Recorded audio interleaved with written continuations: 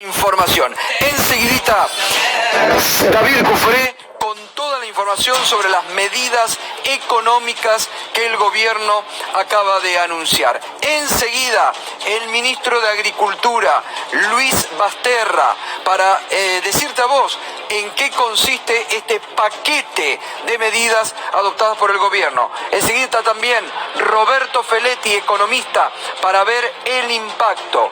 Y nos podés empezar a acompañar a partir de este momento con el hashtag Ahora la Economía. Ahora la economía. Es el momento en que el gobierno hoy ha decidido presentar un verdadero paquete económico. No son parches, no son medidas como parecieron ser las adoptadas hace 2 semanas atrás para una coyuntura muy especial, sino que son medidas dirigidas al sector de la construcción, al sector de los créditos hipotecarios, al sector financiero, al sector del campo, al sector de la minería, que también mueve mucho la economía. Es decir, es un verdadero paquete de medidas económicas que van mucho más allá de una coyuntura. Y es la demostración de lo que muchos estábamos durante estas semanas pidiendo, comentamos, que en más de una oportunidad lo hemos hablado y comentado aquí con Raúl Timerman en el Pica Pica. Es un gobierno que está demostrando que está en marcha, que tiene equipo, Hoy nuevamente un ministro de Economía que se mantiene y se muestra sólido, consistente, que sabe de lo que habla, que viene a través del apoyo político del presidente de anunciar un canje de deuda. Y esto es lo que el gobierno tiene que demostrar frente a las prácticas desestabilizadoras, frente a lo que un sector de la sociedad y del establishment en la Argentina ya ha determinado, que este gobierno debería caer como lo han determinado un sector del establishment. Necesariamente tiene que haber un gobierno que demuestre que tiene un equipo, que tiene medidas económicas y que aún en el medio de la peor pandemia que azota a la humanidad en los últimos tiempos, busca la forma de reactivar la economía. Hoy el gobierno ha demostrado que está de pie, que tiene iniciativa, que tiene, reitero, un equipo sólido, que muchas veces no lo muestra, que muchas veces no sale a la cancha. Y estuvo muy bien que el anuncio lo realice el ministro de Economía como corresponde, que ahora va a estar el ministro Basterra con nosotros para clarificar esta información. Y esto es lo que debe el gobierno comunicar en forma cotidiana. Reitero, lo que ha presentado el gobierno hoy es un verdadero paquete de medidas económicas tendiente en este momento, ahora sí, a recuperar la iniciativa, a recuperar la economía en el marco de la peor pandemia que tiene. Ha marcado nuevamente el rumbo el gobierno hoy, ha retomado la iniciativa política y económica, que uno entiende.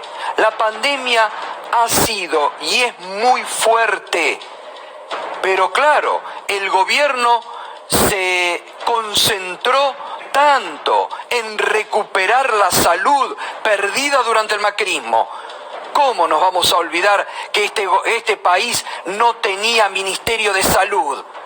Tratan de hacernos olvidar de eso. Había que recuperar no solamente un ministerio, había que recuperar la salud de los argentinos. Había que hacer hospitales que no había, como se construyeron. Y reitero, pese que un sector del establishment, del círculo rojo, que no ha digerido la derrota y ha determinado que este gobierno debería caer, hay un gobierno que tiene que demostrar que está de pie. No nos olvidemos las cosas que hemos venido contando en estas semanas aquí en Minuto 1. No nos olvidemos las cosas que han escrito colegas como Nancy Pasos hace 2 domingos atrás, cuando, y a algunos sectores no les gustó lo que nuestra colega escribió, reveló que el establishment estaba buscando una asamblea legislativa. Y no nos olvidemos la jugada de esta semana de la Suprema Corte de Justicia, una jugada política en esta misma línea. No es tiempo para tibios, está claro. Es tiempo para que un gobierno que ha nacido de la voluntad popular y que le ha pedido a través de los votos que cambie lo que había sido el gobierno de 4 años de Macri, otra vez retome el rumbo, retome la iniciativa política y comience a mostrarse fuerte como es y como está. Por eso, el ministro de Economía también daba datos concretos hoy. Por primera vez comienza también la economía a recuperarse, dio un dato económico, que ahora se lo vamos a preguntar, en cuanto a cómo ha sido la recuperación de las finanzas a través de la tributación durante el mes de septiembre, que por primera vez en estos meses ha superado a la inflación. Vamos a ver lo que decía el ministro Martín Guzmán. Entre los conocidos logros está la reestructuración de la deuda externa, que nos ha dado condiciones diferentes para tener un mayor espacio para políticas públicas en pos de la recuperación económica y del desarrollo, en pos de apuntar a los objetivos de generar trabajo, de generar más oportunidades para todas y todos. Y estamos viendo también datos que muestran que la realidad va evolucionando.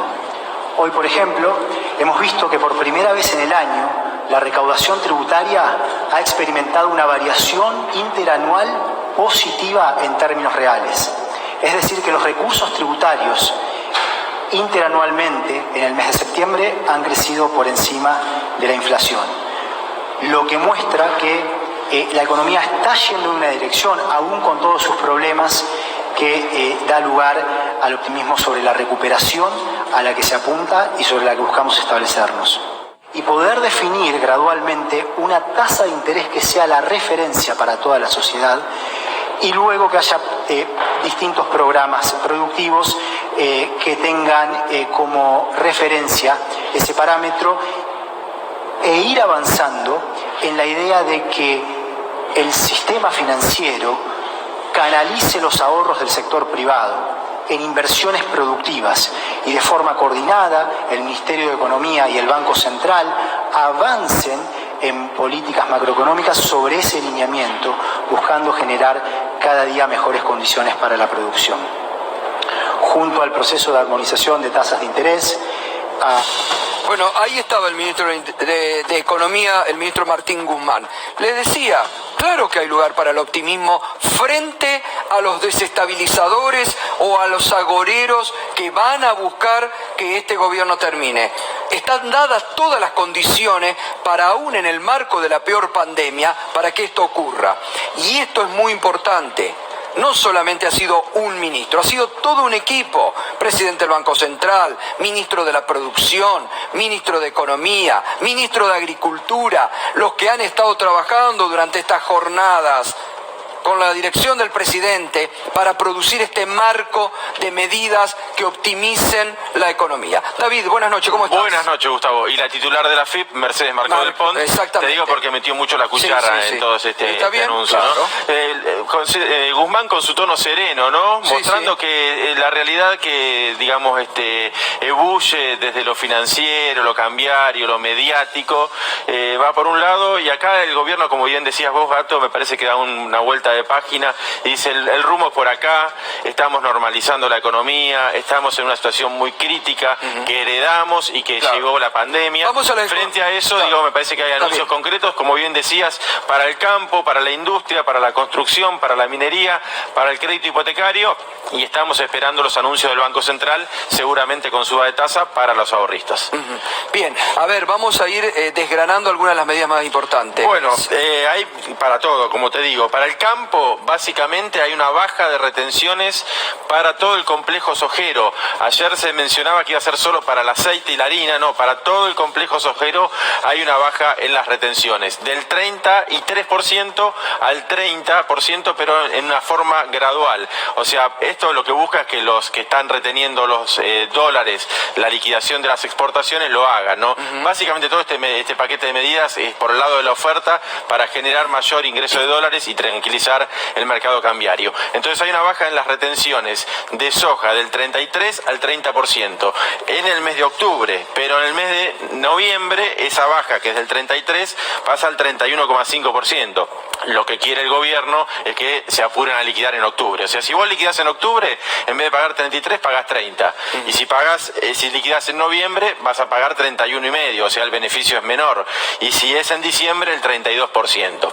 Eso para el complejo sojero. No hubo anuncio de baja de retenciones para la carne como se suponía. Veremos si ocurre más adelante. El ministro Basterra ya lo estaremos charlando con él en un ratito. Pero esa medida de baja de retenciones por 3 meses, en un esquema, como te digo, gradual, o más fuerte la baja de retenciones en octubre, menos en noviembre, menos en diciembre, lo que busca es el paquete, el punto fuerte de la medida, que estos 7.200 millones de dólares que hay para liquidar del campo, bueno, se efectivice y de eso tranquilice el mercado cambiario. Lo otro importante es la compensación para los pequeños productores. Los pequeños productores, sobre todo de las zonas más alejadas de la zona núcleo es Entre Ríos, Buenos Aires, Santa Fe y Córdoba, esos van a tener menos en beneficios. El resto del país, que son el 40% de los productores, unos 45.000 productores, dijo el ministro Basterra, van a tener un reintegro de retenciones para exportación. Vamos ya al encuentro del ministro de Agricultura, Luis Basterra. Acá lo tengo. Ministro, buenas noches, ¿cómo está? ¿Qué tal, Gustavo? Buenas noches. Bueno, a ver, antes de pasar a las medidas específicas para el sector, usted también participó recién de la conferencia de prensa, digamos, el conjunto de las medidas anunciadas esta noche por el gobierno, tendientes a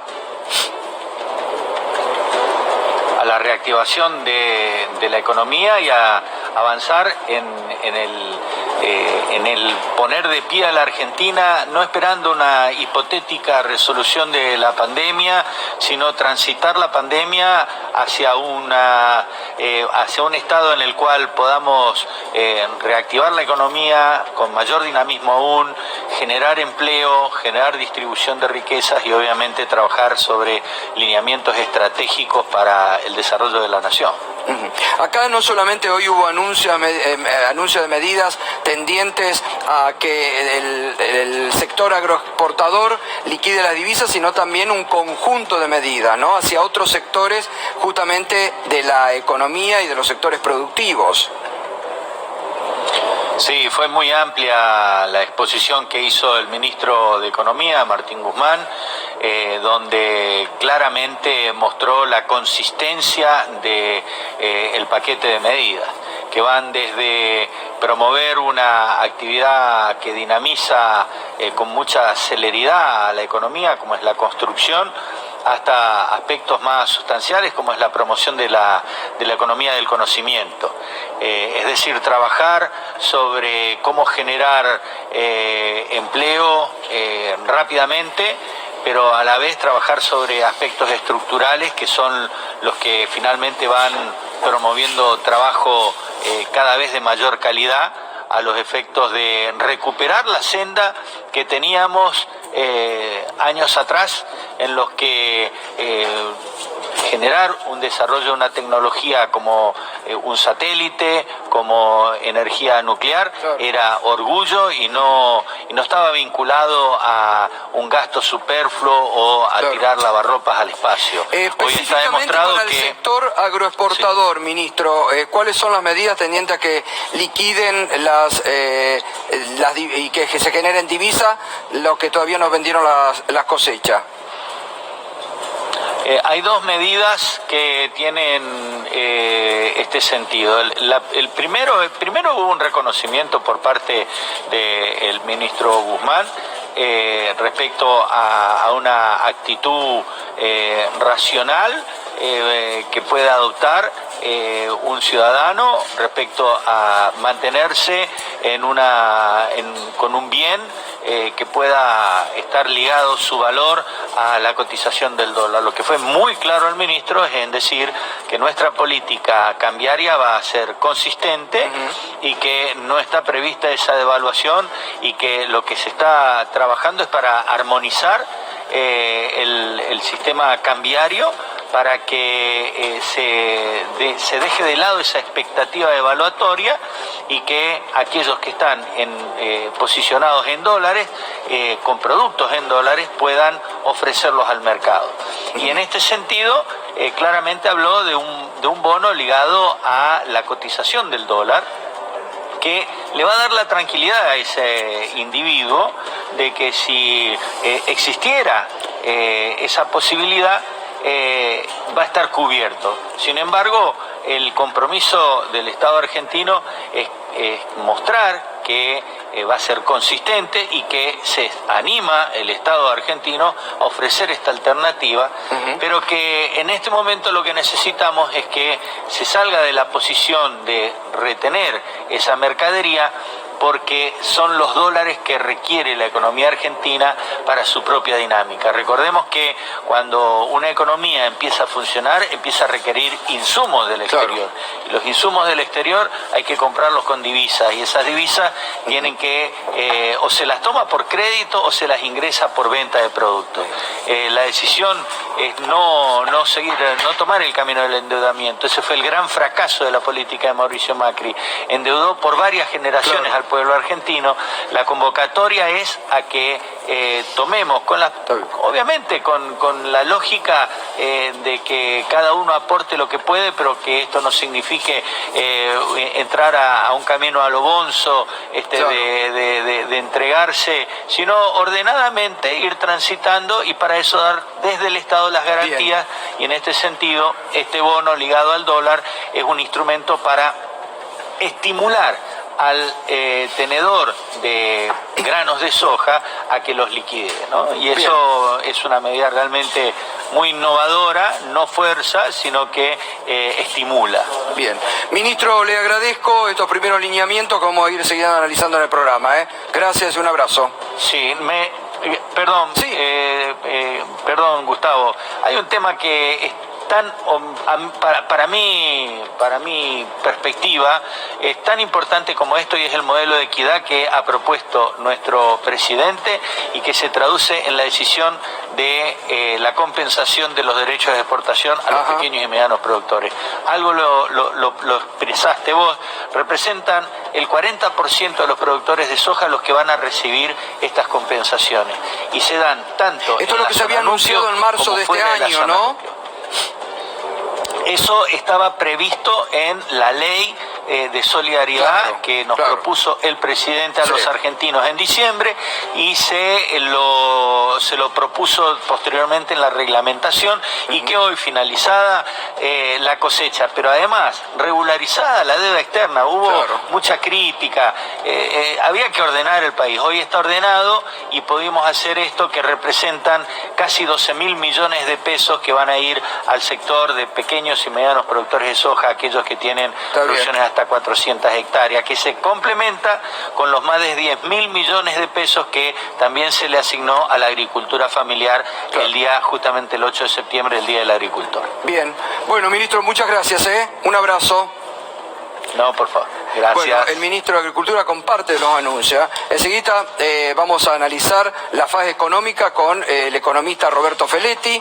Aquí también, a medida que se vaya, como decimos habitualmente, digiriendo las informaciones, David va a ir sumando también, porque también hay medidas de incentivación para el ahorro en pesos. Claro, ¿no? sí, estamos esperando los anuncios del Banco Central, que seguramente va a subir la tasa de interés, y también importante lo que tiene que ver con el crédito hipotecario, el crédito a la vivienda. Esto me parece que va a ser un punto fuerte de los anuncios.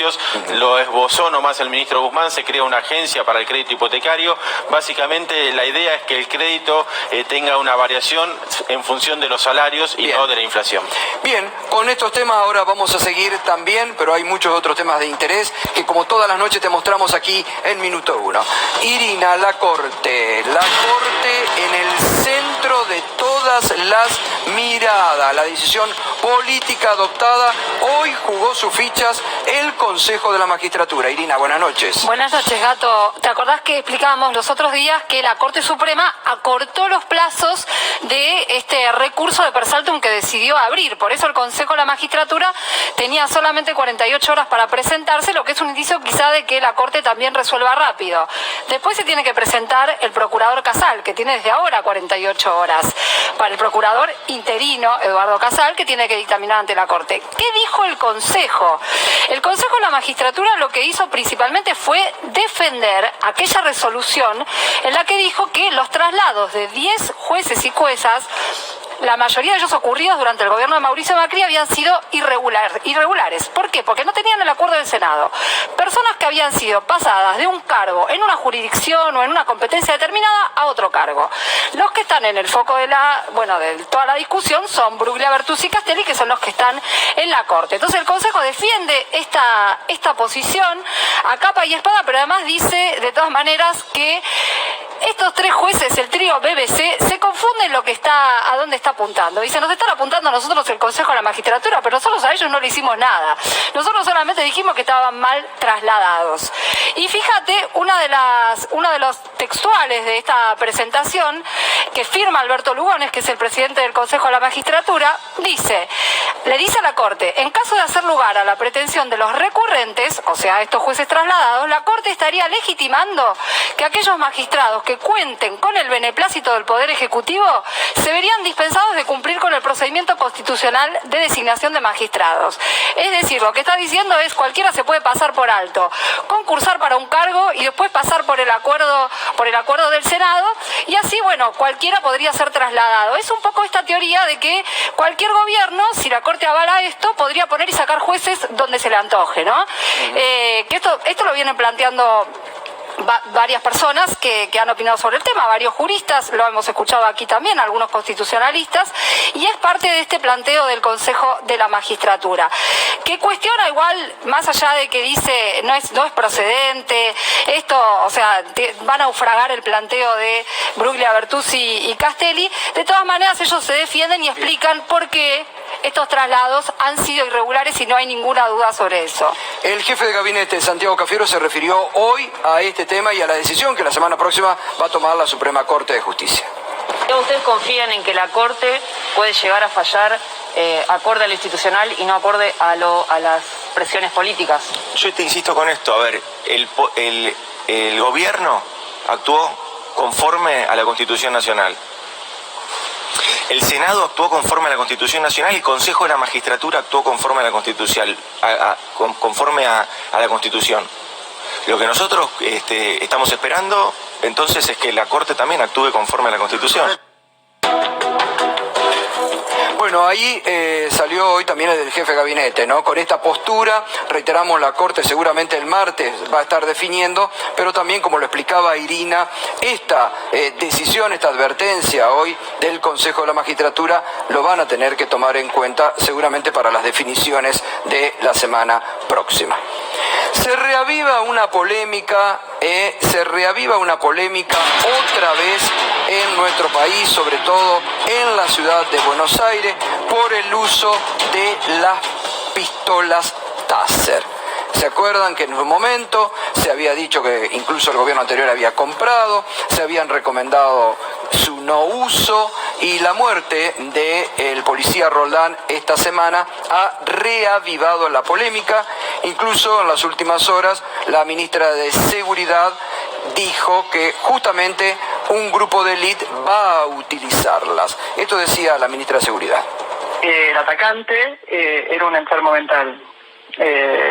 Un enfermo mental no es un delincuente. Y ahí la reflexión es por qué no apareció en ningún momento el SAME, por qué no se dio intervención a través del 911 a la policía de la ciudad y a los profesionales que atienden estas circunstancias. La otra reflexión que me merece esta situación es por qué la policía de la ciudad no actuó la policía que tiene que actuar en esta situación es la Policía de la Ciudad, no la Policía Federal. La Policía Federal va a resolver un problema por omisión de otros factores. Las armas son menos letales y por supuesto que tiene una utilidad, por eso nosotros autorizamos su uso. Ahora, son 100 y la Policía Federal no hace trabajo de seguridad ciudadana en la Ciudad de Buenos Aires. El trabajo de seguridad ciudadana lo hace la Policía de la Ciudad, que no entiendo por qué no tiene Taser. Bueno, ahí está una pregunta y un concepto de la ministra que es lo acorde. Porque recordemos que en esto, lamentablemente en la muerte del policía Roldán, tuvieron que venir los federales a auxiliar al policía de la ciudad de Buenos Aires que no habían actuado frente a la situación planteada.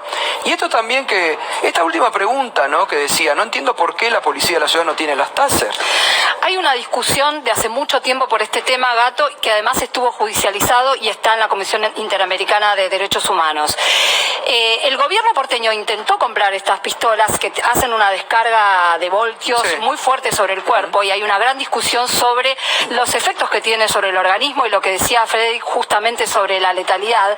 Y precisamente a partir de que... peor tiene un arma, una pistola 9 milímetros que es la reglamentaria. Claro, lo que sucede es que necesitas tener agentes sumamente formados para que para que utilicen correctamente este tipo de armamento, porque si vos lo usas a una muy corta distancia, por ejemplo, las pistolas Taser te estoy hablando, pueden llegar a ser letales. Ese es el eje de la discusión y por el cual, además, muchos organismos de derechos humanos lo han equiparado con elementos de tortura según cómo se los utilice.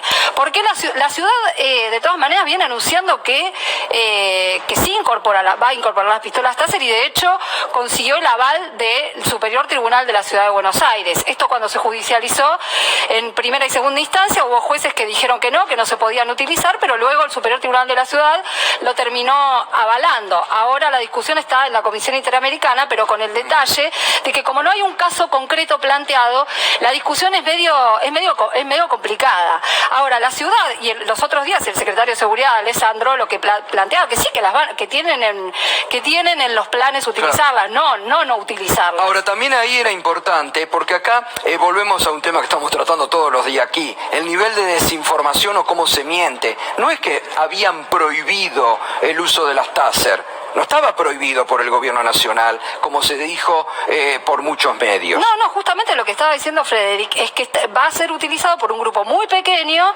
y además entrenado para ese fin, un grupo de élite, ¿no?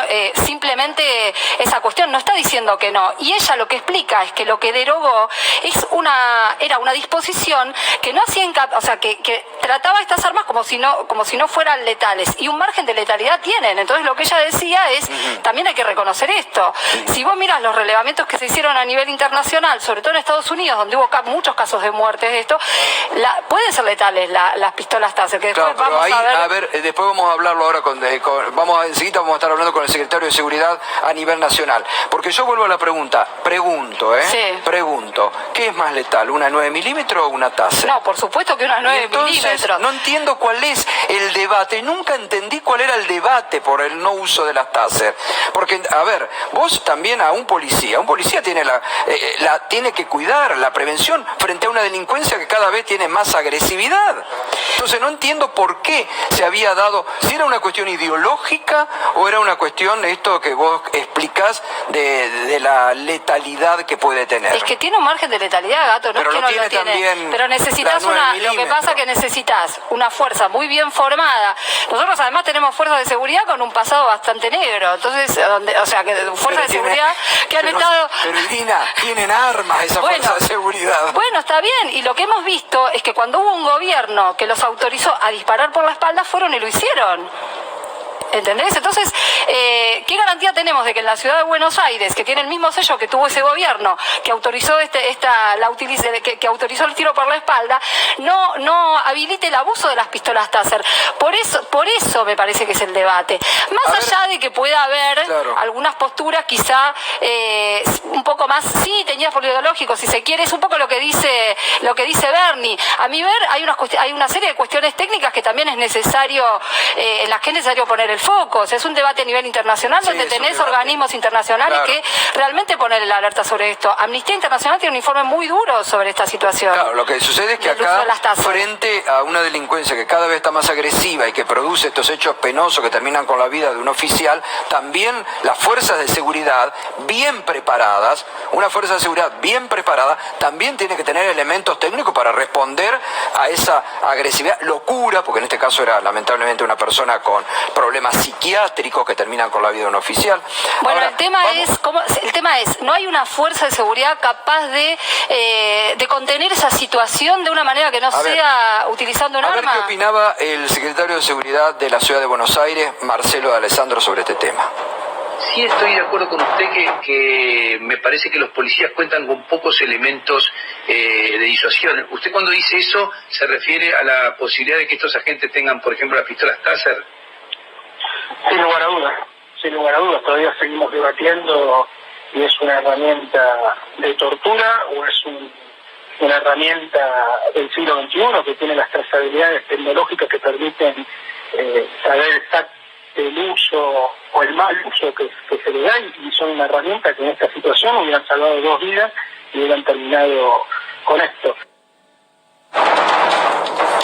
Bueno, a ver, y en lo que decía Irina sobre la prevención o sobre las advertencias que hacen organismos internacionales, la ONU dice sobre las Taser, reporte sobre la situación en Portugal en el año 2008, un caso específico. El comité está preocupado porque el uso de esas armas provoca un dolor intenso, constituye una forma de tortura y en algunos casos puede incluso causar la muerte, como se ha puesto manifiesto en casos recientes. Esto es el Comité contra la Tortura de la ONU. Y en Estados Unidos, donde también, se usan, la ONU ha dicho sobre una situación en el 2014, el Estado debe procurar que las armas de descarga eléctrica se utilicen exclusivamente en situaciones extremas y bien definidas, cuando exista una amenaza real e inminente para la vida y únicamente por agentes del orden debidamente capacitados. Esto sería el caso de lo que se sucedió el otro día aquí en una calle de la ciudad de Buenos Aires, ¿no? Pero por eso yo te pongo el hincapié en la cuestión de la capacitación. Bueno, uno cree que hay policías que deben estar muy bien capacitados, ¿no? O al menos